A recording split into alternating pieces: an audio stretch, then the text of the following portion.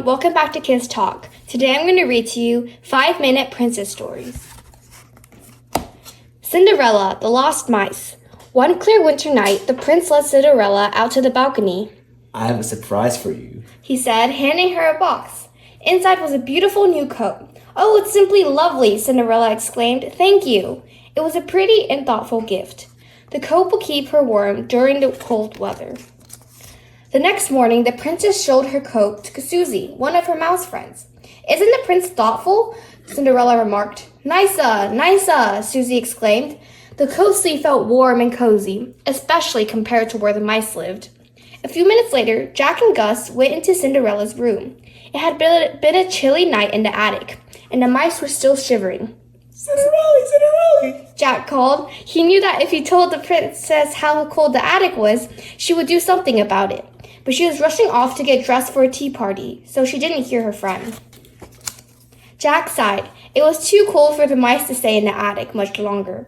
Cinderella had always been very kind to the mice, and Jack was sure she would want them to be warm.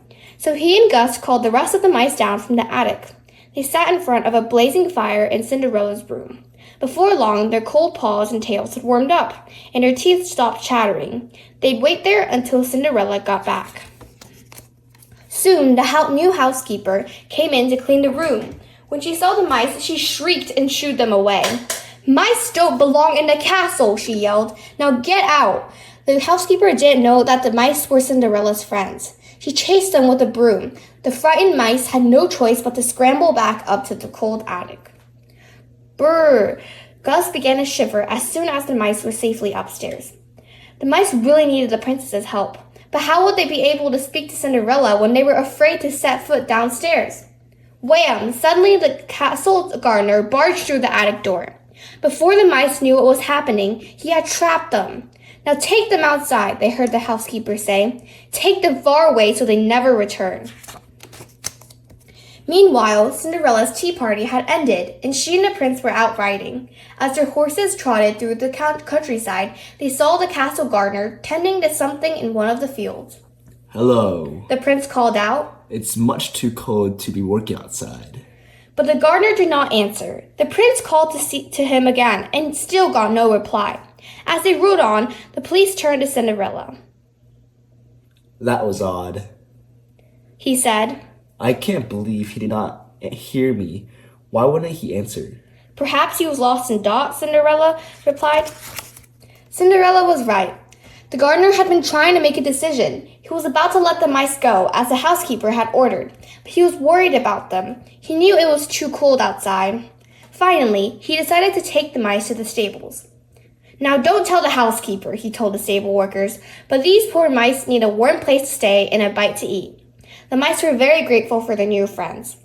The mice nestled together in a barn, but as night approached, the stables got colder.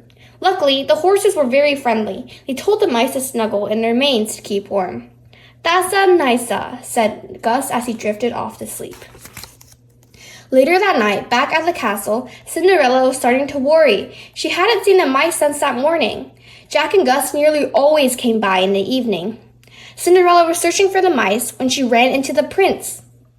Why, hello, the prince said. Are you looking for the same person I am? Why, no, I don't think so, Cinderella replied. I'm looking for the mice. Ah, said the prince. Well, I'm looking for our new housekeeper. Apparently she threw the mice out of the castle today. Oh no, Cinderella cried. Poor dears, they're freezed outside. Don't worry, the prince said. The mice have found a new friend. He told Cinderella about what the gardener had done. Together, Cinderella and the prince went to the stables. They thanked the gardener and the stable workers. Then they gently woke the mice. Cinderella, Cinderella, the mice shouted happily. Cinderella was relieved to see her little friends safe and sound. Though the stables had been nice, the mice were glad to return to the castle. From then on, Cinderella made sure the mice always had a warm place of their own in one of the main rooms of the castle. A few nights later, Cinderella and the prince threw a grand ball. The gardener was the guest of honor. By then, the housekeeper had been properly introduced to the mice, and all was well. As the guests twirled around the dance floor, the mice celebrated with a banquet of their own, warm and cozy at last. Thank you for watching. Please subscribe, like, and share. See you next time.